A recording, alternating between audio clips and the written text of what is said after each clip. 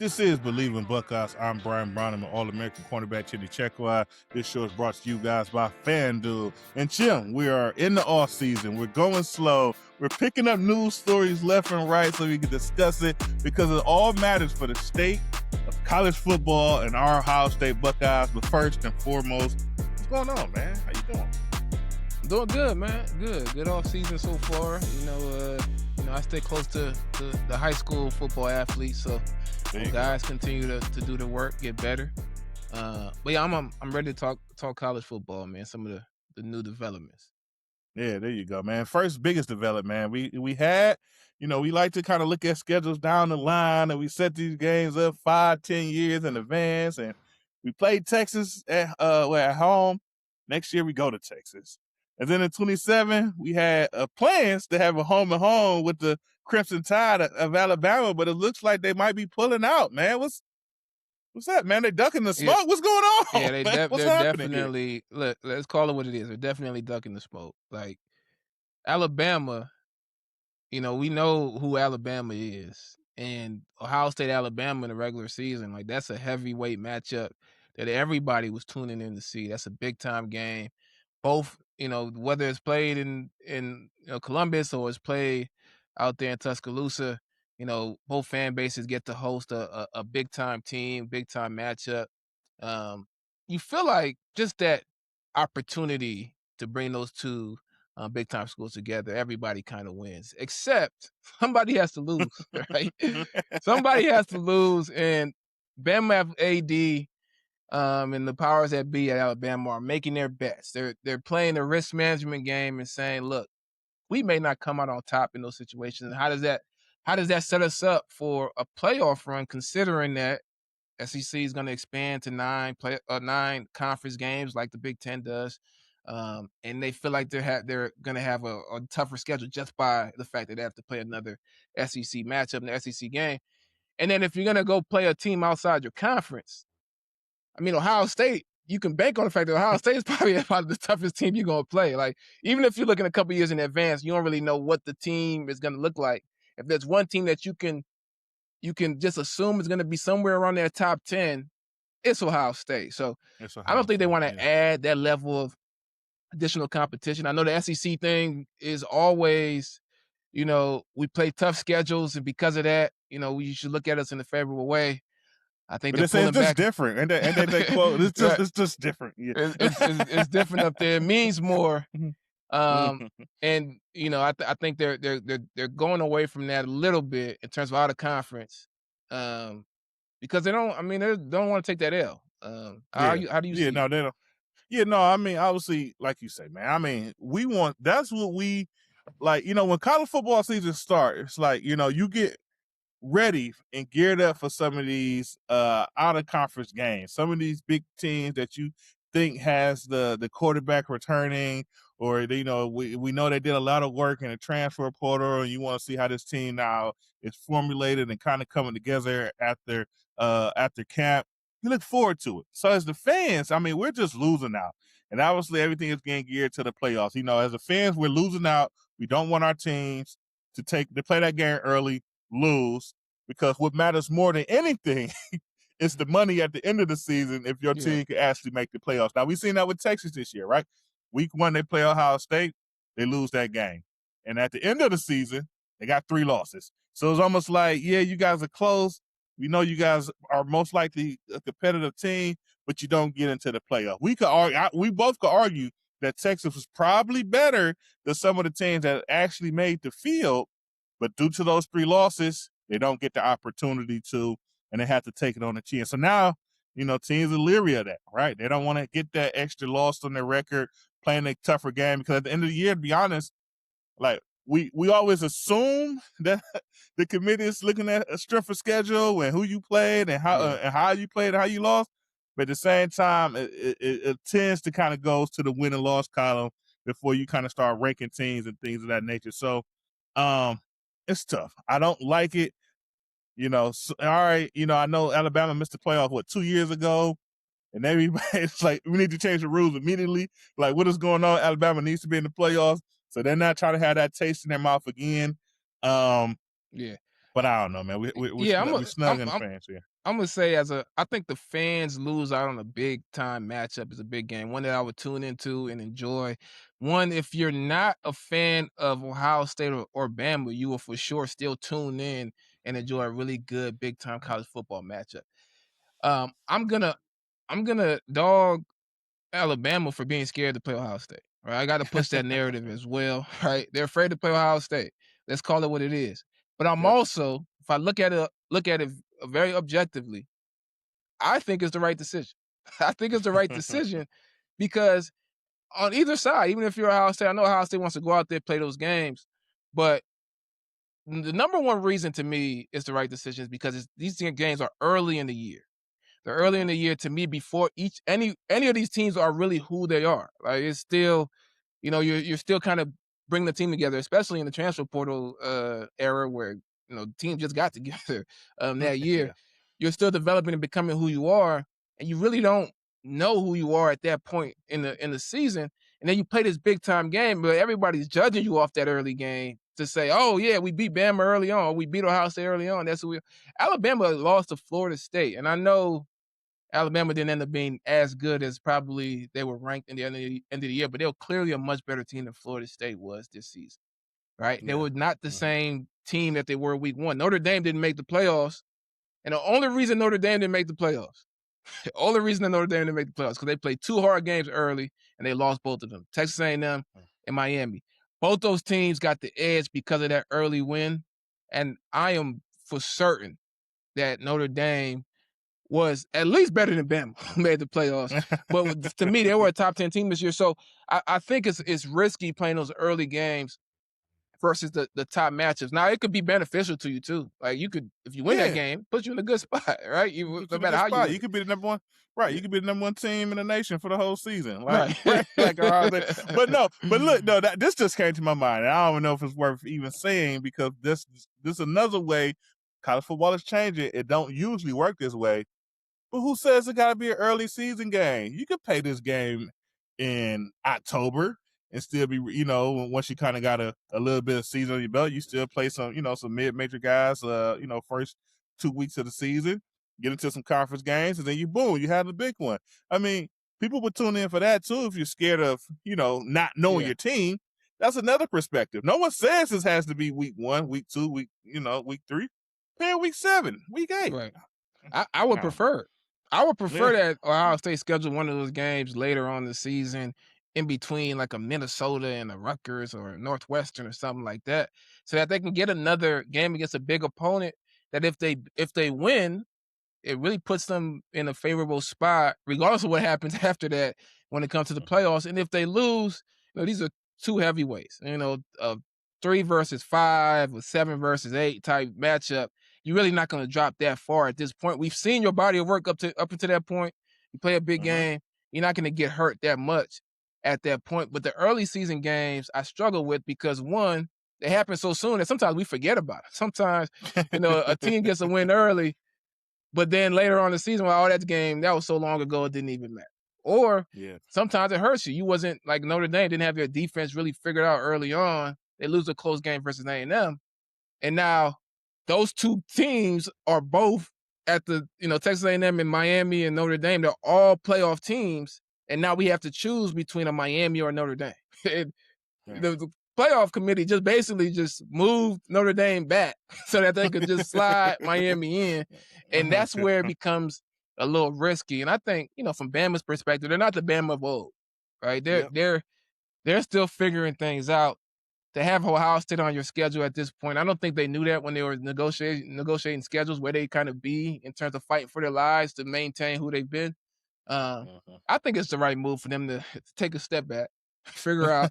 But all right, so let's get into this because now this might save some of these out of conference games. Yeah, the college football playoff expansion. Now, obviously, it's been talks about it for at least a season now, but now we're starting to kind of see things getting mapped out. It looks like the SEC is ready and willing to go to 16 games.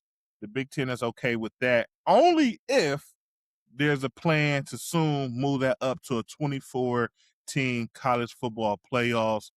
That's a lot of teams into the playoffs. Chim, What's your thoughts? It's just the move. Next year it's going to be 12 for sure. It's already written down. Yeah. National championship game is in Vegas, so a book early. But what's your thoughts? 16 to 24. Is this the new future of college football? Yeah, so it's interesting, man. I've been a no playoff expansion guy going back for the 14. Like, I don't really want 12 teams, and I definitely don't want more than 12 teams, but it seems like it's inevitable that they're going to go to 16. And it's like, damn, if they go to 16, I definitely don't want to go 24, because at some point it's like, when is it going to end? At the end of this, it's going to be 50 teams in the playoff. Yeah, it's going to look like the NCAA basketball tournament, right. Man. You get like 70 teams. But when you look at the report on how, the Big Ten is kind of floating around the idea of 24, I'm starting to be a little bit intrigued, and I think I'm starting to change my mind, as long as it never ever goes past 24 teams. But the first reason why, here's my first reason. I wanna kind of focus on this for a second, is the conference championship weekend. I don't like the conference championship weekend, because you're almost punishing teams that have won all year, led their conference, and now you're forcing them to play an extra game, while all these teams like Miami, who made it to the championship, like Ole Miss, who had a deep playoff run, they're sitting at home, they're in the training room, they're watching those guys play football and compete against each other. Some guys getting hurt, being out for the year. Miami, the ACC, I mean, they had two teams in the championship that they had no chance of making the playoffs. While Miami sitting at home getting ready and hoping that they're in the playoffs. It doesn't make sense to punish those teams that are winning with an extra game.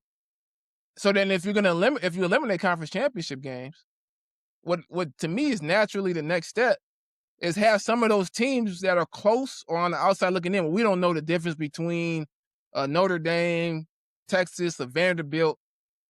Let those teams play themselves into the first round or the second round of the playoffs. So now we actually can identify who's a team that belongs. Right now we don't know, because everybody plays within their conference. But if you now have a first round of playoffs and let these teams actually play themselves in, then we know if Iowa is better than Vanderbilt. Which right now, I don't know last year if Iowa was better than Vanderbilt. But if they had a 16-team playoffs, Vanderbilt sent. Hold on. Whoa. They saw each other in a bowl game. And they saw, and see, that's the thing. That's the thing. Iowa win BTA. What's the term? BTA. Iowa win BTA exactly. in that bowl game. So we know the Hawkeye was better than that SEC team. But all right, go ahead. Exactly, and that's the point. That's why I watched that game, right? I'm rooting for Iowa to prove finally that the Big Ten Iowa team, that's middle of the Big Ten, middle of the pack Big Ten, is better than this team Vanderbilt, who everybody thinks is a playoff contender. But then at the end of the game, it's like, well, it's just a bowl game. Everybody didn't even play in this bowl game. We don't even, some guys are getting ready for the NFL. Some guys have already hit the transfer portal. Some coaches have already taken other jobs. It's like, man, let them just settle it before the playoffs, and then one of those teams will get into the playoffs, right? That's the first thing I feel like is those conference championship games need to be replaced with games that really matter. Yeah, so I mean, the first thing that comes to my head is, do we need to expand to 24 teams? No. And I say that just because it's not 24 teams that could actually win the national championship. It's just not. Right? So, I mean, I think we had to get our head around the 12 teams going in. And obviously this year, what was Miami team? I forgot the exact ranking.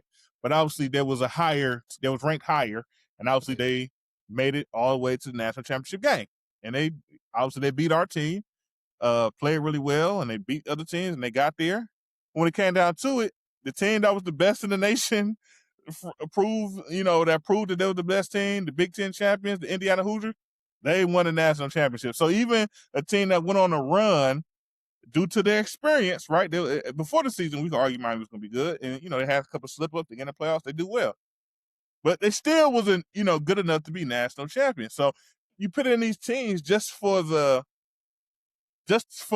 you could be a part of the big dance, but be honest, this is football. You might go on a run, you might get a couple wins. But when it comes down to it, the best team proven time and time again to continue to be the best team, and they end up the champions at the end of the day. Yeah. So yeah. So I agree. I agree. That's not. Well, before my stance was it's not 12 teams that could, that can win a championship, Win and I still think that's the case. I don't think they're 16 or 24, but it almost feels like it doesn't matter that there's 24 teams that can win a championship. What matters is, can we get meaningful games, and can we ensure that the teams that get in are teams that should get in? Because Texas thought they should be in. Vanderbilt thought they should be in. Notre Dame thought they should be in. I think Notre Dame should have been in. I thought they was better than Bama. But there's no real argument that you can make that Bama, based on what they did during the regular season, didn't actually have the resume to get in. So they get in there. It's not even a real discussion whether or not Bama should be left out. So did I think Bama had a chance to win the championship? No chance. I do think a team like Notre Dame had a chance at making a run. They didn't even get in the playoffs. So yeah, maybe that says you could probably expand it to 16 and get all the teams that have a chance in. But I'm not even focused on that. To me, let's make the games matter. I watched Iowa play Vanderbilt in a bowl game that did not matter at all. Let's take that game and put it on the conference championship weekend and let them play for a chance to get in. And to me, what I think is left out of a lot of these discussions, because we're used to the old way of college football where you had the BCS, you selected 2 teams. Now we expanded to a football playoff where there's 4 teams, and we think, maybe there's 3 or 4 teams that can actually win it, or maybe on a given year there's 4 to 6 teams that can actually win it. But that's not really the discussion we should be having. The real discussion is in a college football where the employees now get paid money, right? These schools have to dish out money in some way, shape, or form to the guys who are actually delivering the entertainment. For it to be sustainable, there has to be money being generated from these games. And while I want it to be, kind of the perfect system in terms of let's get the teams in that matter, let's get the best teams in. One way to do that is to allow them to play each other. But the other aspect of this is, let's not have all these games that don't have any meaning, all these bowl games without any meaning. Let's have them play at home, on college campuses, where it's a great experience. People will tune in and watch, and there's revenue generated for the conferences and the schools, and there's opportunities to renegotiate TV deals so that the players can actually continue to get paid, the coaches can get paid, the boosters can actually see their money be worth something. And I think it gets more of the college football teams an opportunity to stay involved and compete for something. Yeah, no, that's a good point, because like I'm about to say, like you went to the American and when it comes down to it, it's about that dollar and how we could generate fun. I guess you should give a breakdown first. All right, this is how the money is going right now. So if you're looking at what is happening with the money now, so essentially each team, you make the playoffs. For making the playoffs, essentially for each round you get $4 million. So first, second round teams, you generate $4 million. Semis, you get $6 million. National championship, you get $6 million. So if you go to the national championship game, you have generated $20 million in revenue. Now, this is where things get a little bit interesting, because it's different depending on where you're at. If you're in the Big Ten or the SEC, it's like a conference split. The money goes to the conference. The each level goes to the conference. There is some additional funds handed out for travel, but it looks like that money starts off at the conference level as well. But you go to the ACC, a conference that many people thought teams was going to start running out of it, and they got a rule in that if you generate that college money, you get to keep that college money. So Miami go to the national championship game, they generate $20 million. They get to keep that $20 million because they generated it through their college run. And then you look at teams that's independent. I think in my head, there's only one independent team. It's Notre Dame. Right. You're independent. You go to the national championship. You keep your $20 million because that's how things are kind of written up for you. But when it started talking about these conversations and who's going to happen, what's going to happen, it's funny that there's no, with the NCAA, what the college commission wants. It's what the Big Ten and the SEC wants to do. They are generating these rules and making these decisions, in agreement with each other on how things are going to run at the college football level. Yeah. Is that right? Is that fair? I mean, it's and the reason why is because they bring in the most money. They got the biggest TV deals, and the reality is, if you expand the playoffs, they get more teams in. If you look at the way the playoffs would have been this year, if it was at 16, you get 2 more SEC teams in with Texas. I think Texas and Vanderbilt. I don't even think you'll get another Big Ten team. So if I'm the Big Ten, I'm like, all right, 16 is cool, but let's go ahead and let's stretch it out to 24 because we're still viewed behind the SEC. So for us to actually get consistent teams in, we know we could get consistency at 23, 24 teams. At 24. We might not get that at 16.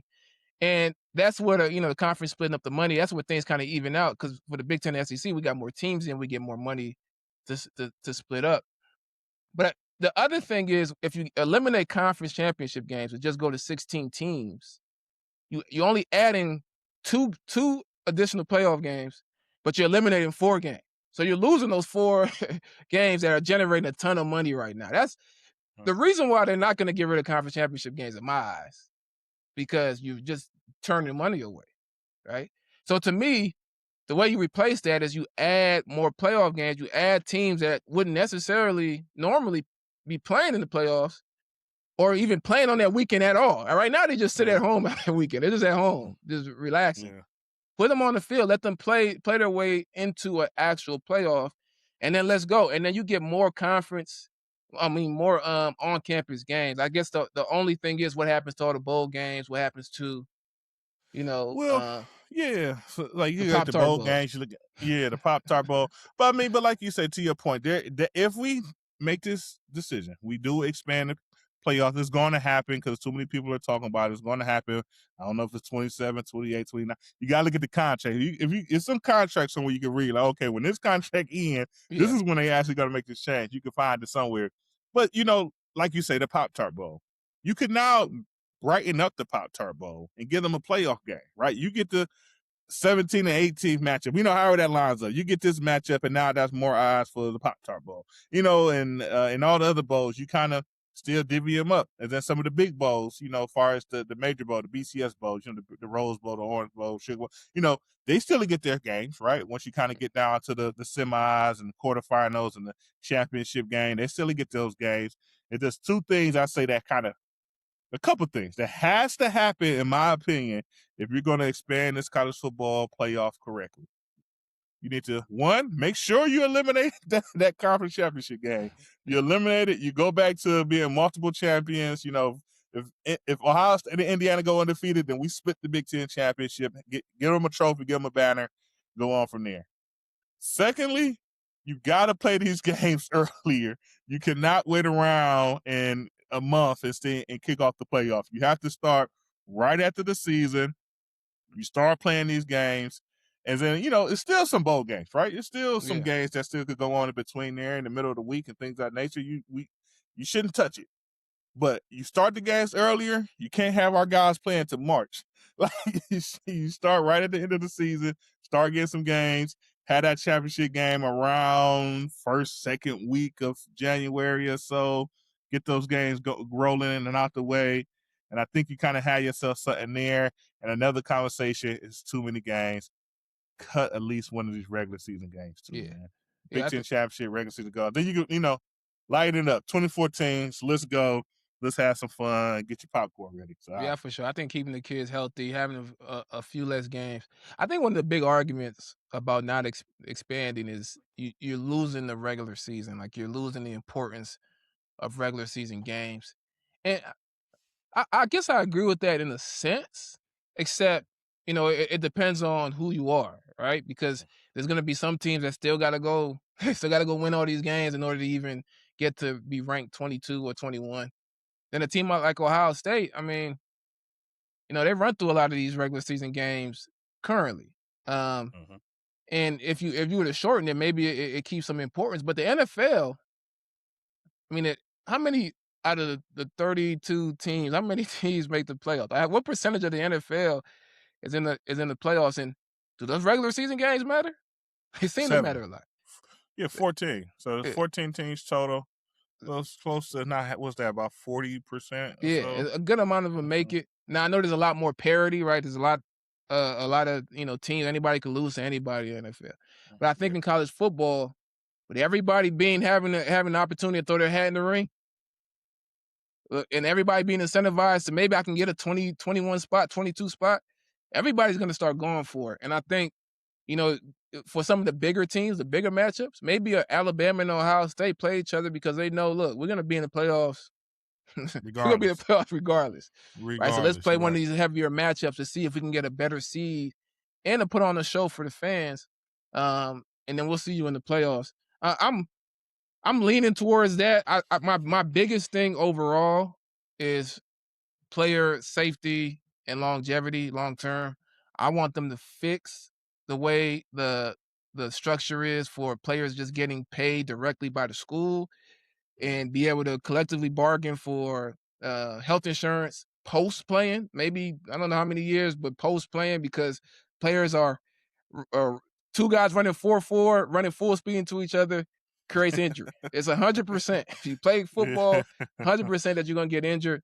And I think growing that will support the sustainability of being able to take care of the players if they actually make them employees or do some of those things, and the pot becomes big enough to be able to do that. And it's going to be good football. To me, it's going to be good football. Yeah. All those teams don't got a chance, but I still want to see Iowa, Vanderbilt, or Illinois play South Carolina to compete and see if they can actually get into the second or third round of the playoffs and actually compete for a championship. So yeah, no, I hear you there. But one thing for sure, Chim, guaranteed that change is going to come. Things will be taking a different form here in the future. And when it happens, we'll be there to kind of give our news, give our updates, and just kind of give a little bit how is this going to actually affect our Ohio State Buckeyes.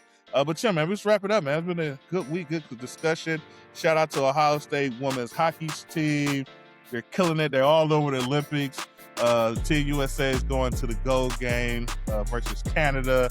We had teams. Every team that was in the semifinals had one to multiple players from the Ohio State hockey team on it. So shout out to them. That's Go wild. USA, break home. That's wild. But yeah, man. So let's shout out to them. We're gonna wrap this up. Follow us on YouTube, Spotify, Apple. Write us questions as we continue to settle in our off season.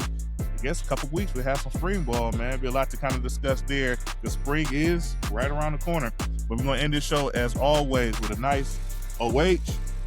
Yo. Go Bucks. Talk to you guys soon. Go Bucks.